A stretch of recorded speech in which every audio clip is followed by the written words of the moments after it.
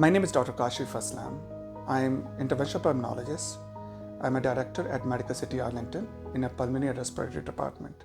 So all of these three are the viral infection, respiratory tract infections, and there are three types which is most common in our population. One is a respiratory syncytial virus, which is commonly known as Rsv Flu. Currently we are in the flu season, which is causing increased hospitalization. And the COVID-19, we have already gone through the COVID-19 pandemic, but it's not over yet. We are still actually having the hospitalization because of COVID-19 infection. So most commonly in October season, we start actually thinking that infections are gonna start coming. This year, this infection, the flu especially, came a little early as compared to the previous years. Maybe it's because of the effect of previous COVID infection that we were doing the social isolation and immunization. Little bit of our antibodies in our body were little down, and maybe that's the reason we got the infection little early this season. But mostly it starts in October. And is it common to have a combination of 2 or 3 of those at the same time? Yes, it's very much possible. As a matter of fact, I see a lot in my common practice, being an intensive care unit, that patients are actually having flu virus infection, and they have the COVID-19 together. Sometimes the respiratory syncytial virus infection is also seen in combination with those, and sometimes in combination with bacterial infections. So all of these three infections commonly has a shortness of breath. Along with that, there is some fever, chills, and sometimes the chest pain. Certain infections like a COVID-19 sometimes does not have the symptoms of shortness of breath. We used to call that happy hypoxic in the past, that their oxygen goes down, but they don't feel bad till the very late stage. While on the other hand, the flu virus infection most of the time causes a fever, generalized body aches, and may not actually drop down the oxygen in the beginning, but if the sickness actually gets worse, in that case you start having the low oxygen, which is called the hypoxemia. In case of respiratory syncytial virus, that in adults can be actually present like all of those symptoms, like generalized body aches, there will be shortness of breath, oxygen can go down, there will be cough. All of these symptoms can be there. So all these three diseases have a slightly different spectrum of presentation. Flu normally can be actually taken care as outpatient basis. Most of the patients have a generalized body ache, fever, cough. They sometimes, the self-limiting course, they normally improve. But if they start having the low oxygen, in that case, they start coming to the hospital with increased shortness of breath. In that case, if their oxygen saturation is dropping down, they get hospitalized in the case of flu. While on the other hand, in the COVID case, the patient may present little late, or maybe they have actually tested themselves at home. Their oxygen is going down, like below 90%. They need to be hospitalized. Most of the time, when somebody's oxygen is above 94%, they can isolate themselves in the home, and they may not need a treatment. But if you are actually start dropping down the oxygen between 94 to 90%, you start coming to the zone where you need to be in help from some healthcare professional, or you need to go to some emergency room department. Fever is most of the time present in all three, but there are certain cases in which you don't have the fever. It's quite possible you have generalized body aches, you're not feeling well, but you may not have a fever, especially in the immunocompromised patient. And like dialysis patient who are on chemotherapy, patient who has cancer, those patients sometimes do not manifest the fever. So while in the hospital, being in the hospital setting, we have the tests available. We test all these viruses, but as outpatient basis, mostly there are individual tests. For COVID, it is available over the counter. For flu and RSV, those are the prescription or the lab requisition, which is ordered by the healthcare professional. These viruses do not actually care what age you cannot get infected, and that is the reason why everybody over the board should be vaccinated. But the people who are actually beyond the age of 60, or they are immunocompromised, have some cancer, they are slightly at a higher risk of getting the infection and progression of this disease and going into more significant complication like really get worse in terms of hospitalization and go into the intensive care unit. The most important thing which I will advise to everybody whosoever the person above the age of 16 should get vaccinated. The other methods are the common sense methods, like a common hygiene method, like cleaning the hands at least for like 15 to 16 seconds. Those are very important.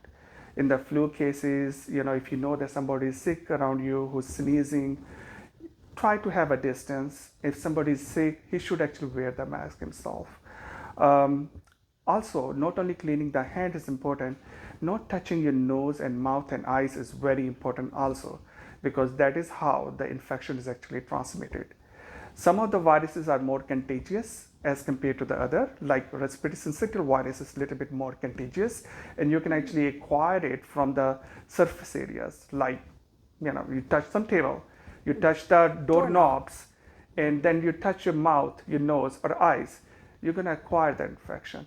That is the reason whenever you touch any surfaces, and especially when you know the people around you are sick, you wash your hands or use some alcohol-like product to clean your hands. So pulmonology world has gone very advanced from within the last few years. We used to have a very delayed diagnosis of the cancers.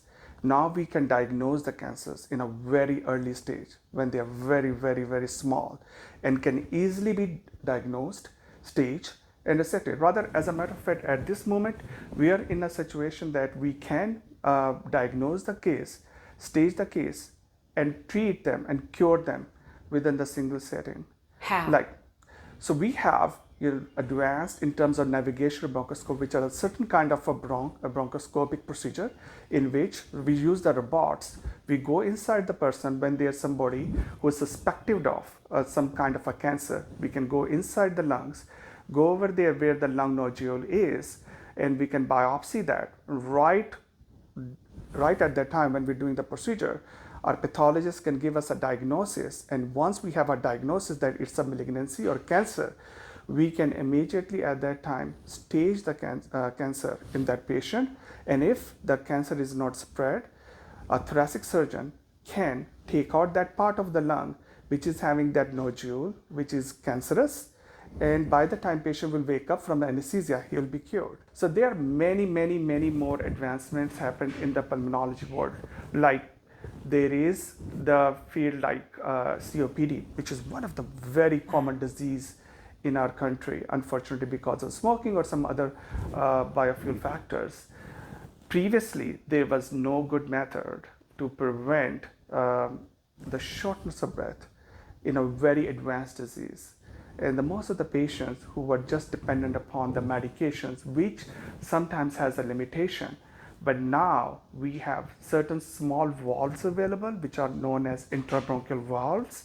They have a couple of types available in the market, which we can place into the lungs.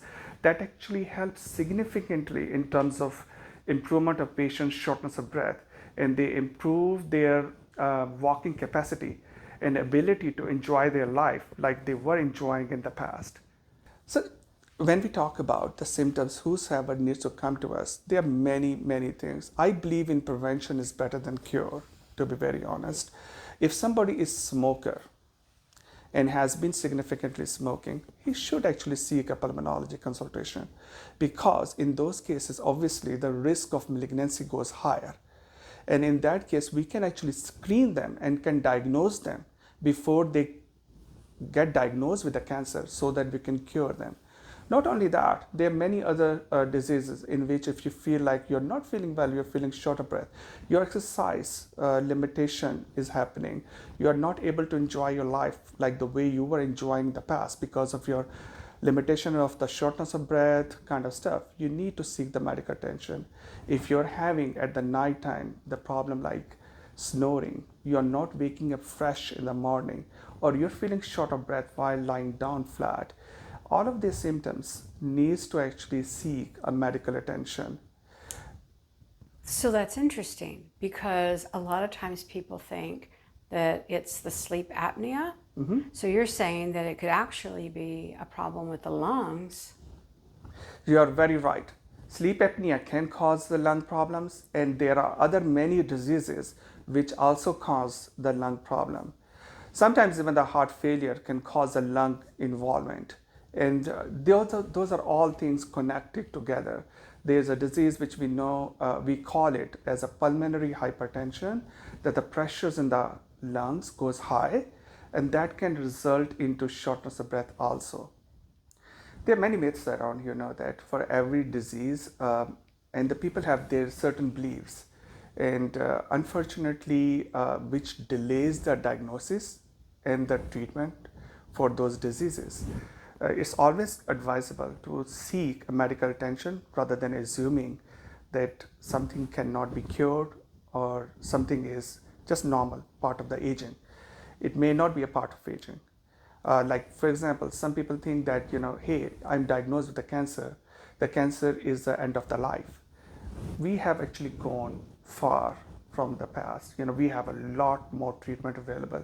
And nowadays, even, the cancer, even if it's not treatable, we can actually make it to the level that it becomes a chronic disease. We live with so many chronic diseases. People have hypertension, people have diabetes. They live with hypertension, diabetes, with the medication. And similarly, it's true with the cancer also, that you can live, even if it's not curable, with a certain medication. You can have a good life or life expectancy. Similarly, it's true that many problems like a shortness of breath and seasonal allergies, people think it's just seasonal allergies and I don't need to seek any medical attention, which can, in the long run, cause complication. It can cause the lung problems also. Sometimes cause a postnasal drip. Postnasal drip is like some fluid is falling behind your throat, which make you cough, which make you sound, you sound a little different than normal. But in the long run, it actually puts you at increased risk of infections, and also these increased risk of infections result into certain diseases in the lung, which known as bronchiectasis.